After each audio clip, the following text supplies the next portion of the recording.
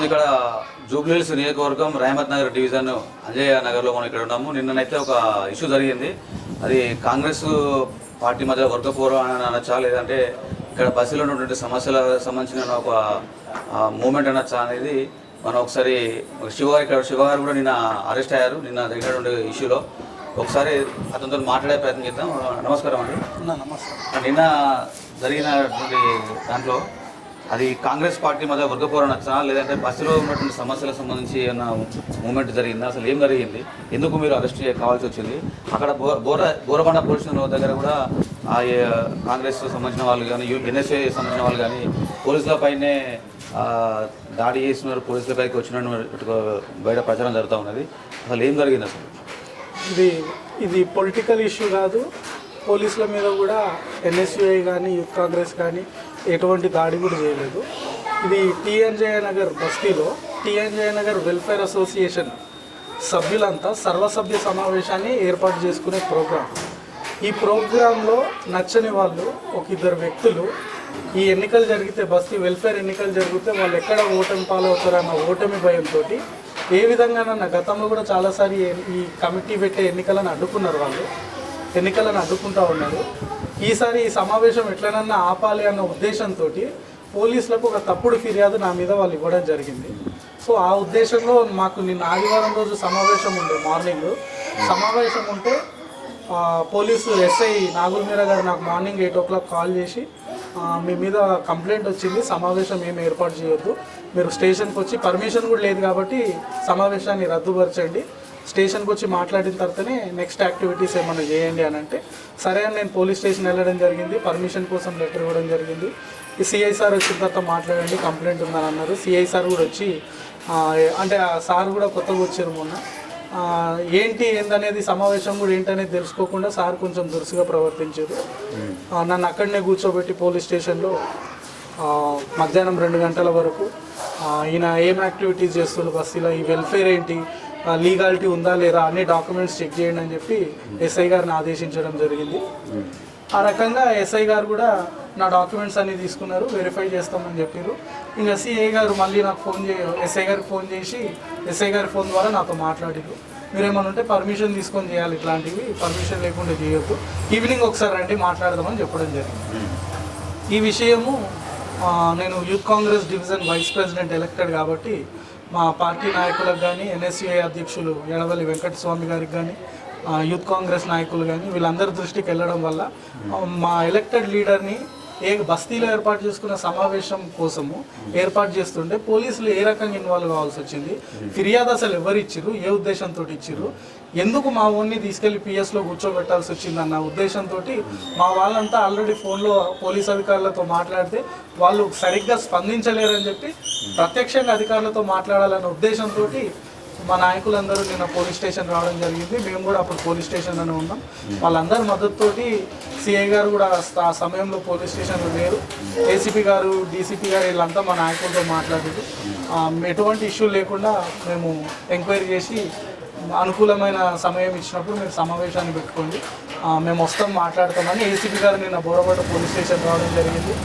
మేమంతా అక్కడ మా నాయకులు ఎడవల్లి వెంకటస్వామి గారు, Jubilee Hills youth Congress ex president Manoj Kumar Yadav గారు, కిరణ్ పైల్వాన్ గారు, డివిజన్ కాంగ్రెస్ కమిటీ గ్యార నాగరాజ్ గారు, కాంగ్రెస్ పార్టీ నాయకులు వీళ్ళంతా, మా youth Congress state president Jakkidi Shivacharan Reddy గారు కూడా ఫోన్లో మాట్లాడడం జరిగింది. వీళ్ళంతా ఏసీపీ గారితో మాట్లాడి మేము చేసే యాక్టివిటీస్ బస్తీలో ఏంటి పరిస్థితి, బస్తీ వెల్ఫేర్ ఏం యాక్టివిటీస్ చేస్తుందని అన్నీ వివరించడం జరిగింది. మేము సార్ వాళ్ళకి చేసిన డిమాండ్ ఒకటే, ఈ బస్తీ అనేది బస్తీకి ఒక వెల్ఫేర్ ఉండి ఒక ప్రెసిడెంట్ ఒక ఎన్నిక పద్ధతి ఉంటే డెవలప్మెంట్ బాగుంటుంది, ప్రజల సమస్యలు కూడా వినడానికి ఒక నాయకుడు అంటూ ఉంటుంది. దీన్ని అడ్డుకోవడానికి కుట్రబన్నే కొంతమంది వ్యక్తులు టీఆర్ఎస్ పార్టీ నుంచి కాంగ్రెస్లోకి వచ్చిన కార్పొరేటర్ అనుచరులు ఏ రకంగా వీటిని అడ్డుకోవాలి అంటే ఇది మొత్తం కూడా కాంగ్రెస్ మధ్యలో జరిగినటువంటి ఒక కాంగ్రెస్ మధ్యలో జరిగింది. మీడియా రకంగా తీసుకెళ్ళి కానీ టీఆర్ఎస్ పార్టీ నుంచి ఎవరైతే మా కాంగ్రెస్ పార్టీలో జాయిన్ అయ్యారో వాళ్ళంతా వెనకలో ఉండి మా బస్తీలో ఉన్న వాళ్ళ అనుచరాలు ఎవరైతే ఉన్నదో టీఆర్ఎస్ వాళ్ళతోటి కలిపి మా బస్తీలో ఉన్న టీఆర్ఎస్ వాళ్ళతోటి కలిపి నా మీద తప్పుడు కంప్లైంట్ ఇప్పించి ఎన్నికలను అడ్డుకోవాలని కుట్రపండిరు వాళ్ళు. నేను పోలీసులకు చివరిగా డిమాండ్ చేసింది ఏంటంటే వాళ్ళు ఏ రకమైన ఫిర్యాదు నా మీద చేసిరో దాన్ని మీరు ప్రత్యక్షంగా మా బస్తీ వాసుల దగ్గరకు వచ్చి లైవ్లో ఎంక్వైరీ చేయండి. ఎంక్వైరీ చేసి నేను నిజంగా వాళ్ళు ఇచ్చిన కంప్లైంట్ ప్రకారం నేను తప్పు చేసినట్టుంటే నా మీద చట్టపరమైన చర్యలు తీసుకోండి, నేను సంతోషిస్తాను. ఒకవేళ వాళ్ళు నా మీద తప్పుడు ఎలిగేషన్ ఇచ్చి మేము ఏర్పాటు చేస్తున్న సమావేశాన్ని రద్దుపరిచే ఉద్దేశం కోసమే వీళ్ళు తప్పుడు కంప్లైంట్ ఇస్తే ఇంత 137 బస్తీలు 137 కుటుంబాలు ఉన్న సభ్యులు, మా బస్తీ సభ్యులు వీళ్ళంతా నిన్న సమావేశానికి వస్తే పోలీసు వాళ్ళు రిటర్న్ పంపించేసి టెంపుల్ దగ్గర పోలీసు వాళ్ళు వచ్చి సమావేశం రద్దు అయిపోయింది, వెళ్ళిపోయినారు. అంటే వీళ్ళ విలువైన సమయాన్ని వృధా చేసే హక్కు వీళ్ళకి లేదు. వాళ్ళు వారం అంతా కష్టపడి పనిచేసి ఆదివారం రెస్ట్ ఉన్నా సరే బస్తీ అభివృద్ధి కోసం వాళ్ళు ఒక సమావేశానికి టైం కేటాయించి కొంతమంది రెంట్కి ఇచ్చి ఓనర్లు ఎక్కడనే ఉంటారు, వాళ్ళు కూడా సమావేశానికి వచ్చారు. వీళ్ళందరి సమయాన్ని వృధా చేసినందుకు, సొసైటీ రూల్స్ ప్రకారం మేము వెళ్తున్నందుకు, మా రూల్స్ని మేము చేసే కార్యక్రమాలని తొక్కాలి అనే ఉద్దేశంతో ఈ రకంగా కుట్రబడిన వాళ్ళని ఖచ్చితంగా చట్టపరమైన చర్యలు తీసుకోవాలి. నేను తప్పు చేస్తే నా మీద యాక్షన్ తీసుకోండి. వాళ్ళ ఉద్దేశం దీన్ని చెడగొట్టడమే అయితే వాళ్ళ మీద కూడా ఖచ్చితంగా కేసు బుక్ చేయాలి. పార్టీలకు అతీతంగా మరి పొలిటికల్ ఎంట్రన్స్ ఎందుకు వచ్చింది? అదే నేను division youth Congress elected vice president. నేను వీళ్ళు ఈ టీఆర్ఎస్ నుంచి వచ్చిన కార్పొరేటర్ ఎవరైతే ఉన్నారో, టీఆర్ఎస్ నుంచి వచ్చిన కార్పొరేటరు ఆయన అనుచరులు ఒకళ్ళిద్దరు ఉన్నారు మా బస్తీలో. ఈ ఎన్నికలను వాళ్ళ ద్వారా ఈ టీఆర్ఎస్ కార్పొరేటర్ అడ్డుకుంటున్నారు. గతంలో కూడా నేను సోషల్ మీడియాలో కానీ కొన్ని ఛానల్స్ కానీ ఇంటర్వ్యూ ఇవ్వడం కూడా జరిగింది. ఈ దొంగ ఎవరైతే ఉన్నారో టీఆర్ఎస్ పార్టీలు ఉండి బోరబండలో కూడా మొన్న ఒక యాక్టివిటీ చూసినాం. ఈ రైమత్ నగర్ కార్పొరేటర్, బోరబండ కార్పొరేటర్ వీళ్ళంతా టీఆర్ఎస్ వాళ్ళు. వీళ్ళంతా ఒక టీం ఏర్పడి ఒరిజినల్ కాంగ్రెస్ వాళ్ళు ఏం యాక్టివిటీస్ చేస్తున్నా వాటిని ఇబ్బంది పెట్టే కార్యక్రమాలు చేస్తారు. ఇప్పుడు ఇది ఒక బస్తీ వెల్ఫేర్కి సంబంధించిన విషయము, రాజకీయాలకు సంబంధం లేదు. ఈ రాజకీయ నాయకులు ఎందుకు ఇన్వాల్వ్ అయ్యారు?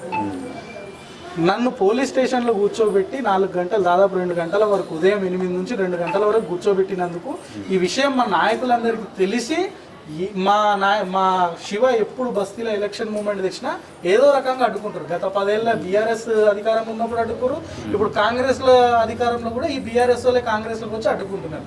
ఇది ఎంతవరకు కరెక్ట్? బస్తీ ప్రజల నిర్ణయం ప్రకారం పోవాలి. వాళ్ళు ఒక సొసైటీ రిజిస్ట్రేషన్ చేసుకోరు, దాని ప్రకారం బైలా ప్రకారం ఎన్నికలకు పోతారు. వీలైతే పోటీ చేయండి, లేదంటే సైలెంట్గా ఉండండి. కానీ ఎన్నికలను అడ్డుకోవాలనే కుట్రున్నది చూడండి. ఇట్లాంటి వాళ్ళని ఖచ్చితంగా కఠినంగా శిక్షించాలి. ఆ ఉద్దేశం ప్రకారమే మా నాయకులందరూ నాకు మద్దతు తెలుపుతూ నిన్న పోలీస్ స్టేషన్ వచ్చి పోలీస్ అధికారులతో మాట్లాడారు. సిఐ గారు కూడా వచ్చారు. మాకు హామీ ఇవ్వడం జరిగింది పోలీసులు, ఎట్టి పరిస్థితుల్లో ప్రజలకు న్యాయం చేసేటట్టు మేము ఎంక్వైరీ చేసి తప్పుడు సమాచారం ఒకవేళ ఇస్తే వాళ్ళ మీద చర్యలు కూడా తీసుకోవడానికి రెడీగా ఉన్నాము. మాకు ఒక 10 రోజులు టైం ఇవ్వండి, ఎంక్వైరీ చేసి బోనాల ఉత్సవాలు కూడా ఉన్నాయి కాబట్టి ఇవన్నీ చూసుకుంటే ఎంక్వైరీ చేసి చెప్తాం, ఒక 10 డేస్ టైం ఇవ్వండి అని చెప్పడం జరిగింది. ఆ ఉద్దేశం ప్రకారమే మేము తిరిగి వచ్చాం. బస్తీ ప్రజలకు కానీ, అటు పోలీసు వాళ్ళకి కానీ, ఇటు మీ కాంగ్రెస్ పార్టీకి కానీ, అటు బీఆర్ఎస్ పార్టీ కానీ మీరు చెప్పదలుచుకున్నది ఏంటో? బీఆర్ఎస్ పార్టీ వాళ్ళు మాగంటి గోపీనాథ్ గారు చనిపోయారు. ఆయనకి ఈ కార్పొరేటర్లు, రైమత్ నగర్ కార్పొరేటర్, బోరబండ కార్పొరేటర్కి టీఆర్ఎస్ పార్టీలు ఉన్నప్పుడే, బీఆర్ఎస్లో ఉన్నప్పుడే చాలా గొడవలు అయినాయి. వాళ్ళది పర్సనల్ ఇష్యూ, అవి వ్యక్తిగతమైన గొడవలు, వాళ్ళే పార్టీలకు సంబంధించినవి కావు. వీళ్ళిద్దరు ఇప్పుడు కాంగ్రెస్ పార్టీలకు వచ్చేసి ఆ వ్యక్తిగత గొడవలు ఏమున్నాయో ఈ అధికార బలంతో రివెంజ్ తీర్చుకుంటారు వాళ్ళ మీద.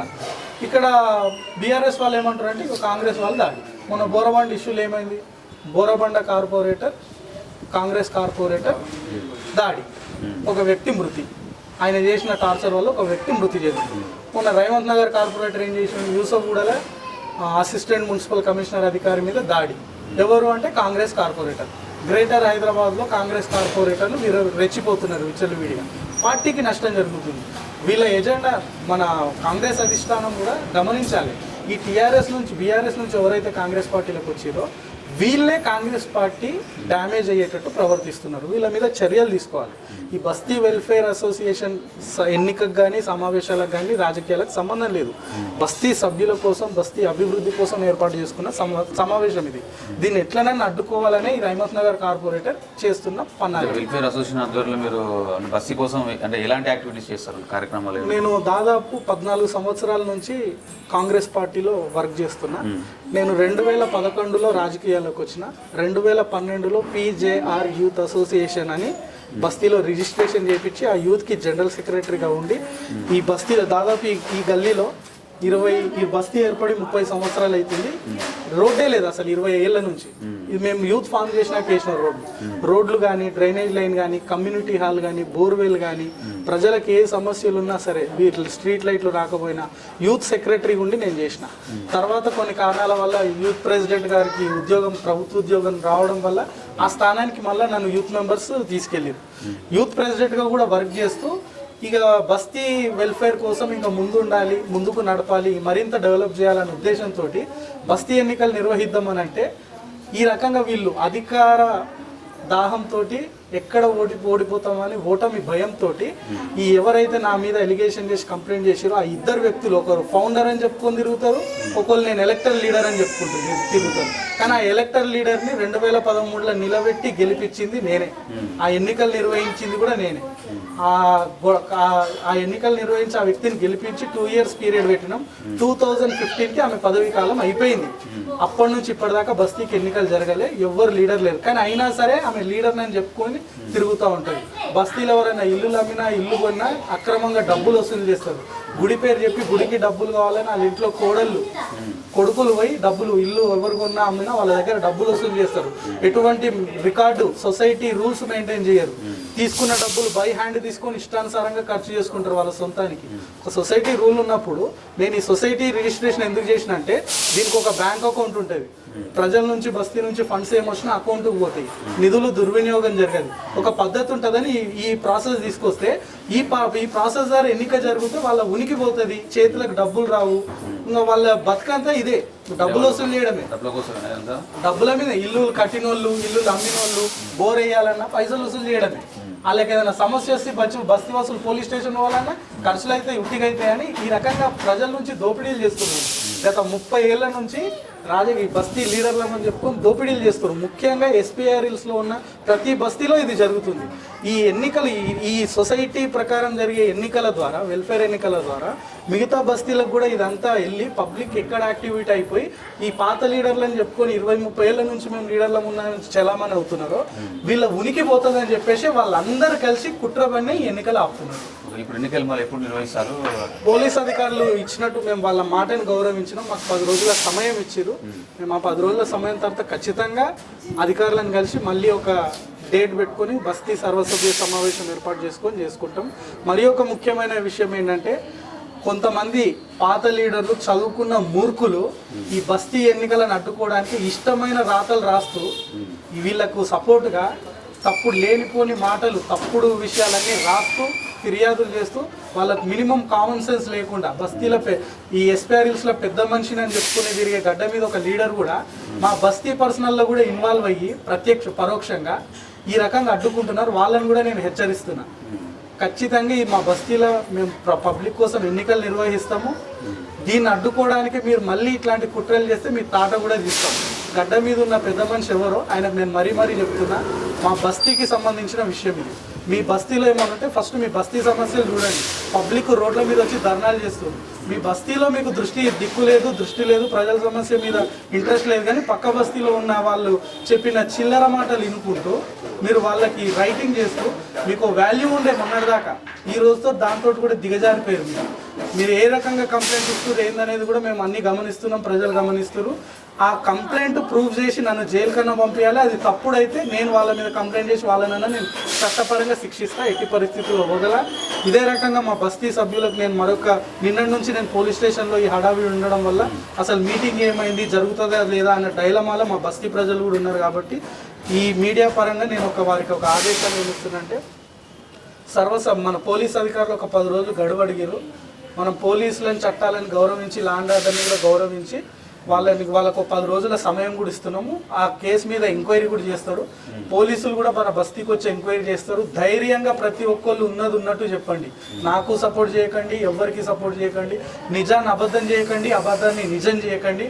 ఉన్నది ఉన్నట్టు మీరు ఎటువంటి సమస్యలు ఎదుర్కొంటున్నారు, బస్తీకి ఎన్నికలు అవసరమా లేదా, మీ సొంత నిర్ణయాన్ని పోలీస్ అధికారులు విచారణకు వచ్చినప్పుడు ధైర్యంగా చెప్పండి. ఎట్టి పరిస్థితుల్లో విచారణ కంప్లీట్ అయినాక నేను మరొక్కసారి మీ అందరికీ ఒక అనౌన్స్మెంట్ ఇస్తా, ఏ రోజు సమావేశాన్ని పెట్టుకుందాం అనేది. దాని ప్రకారం మనం బస్తీ వెల్ఫేర్ ఎన్నికలకు వెళ్ళి మన బస్తీని అభివృద్ధి పరుచుకుందాం. ఓకే, ధన్యవాదాలు. ధన్యవాదాలు.